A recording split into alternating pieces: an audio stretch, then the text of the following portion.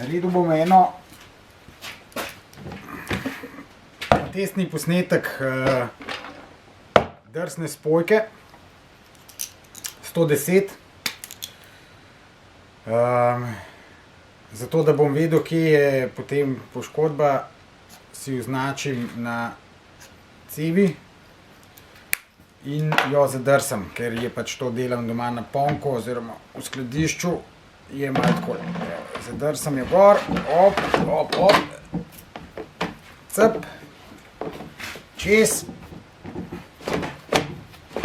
še malo vijem, cek, evo, je ona čez, jo zadrsam na to gor, evo, in zavijem, je kar veliko navojev.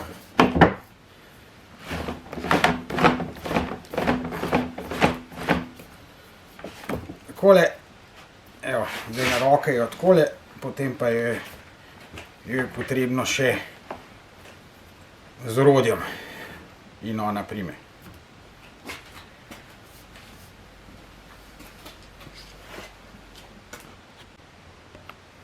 Tukaj pa želim pokazati, kako tesnilo potem prime cev.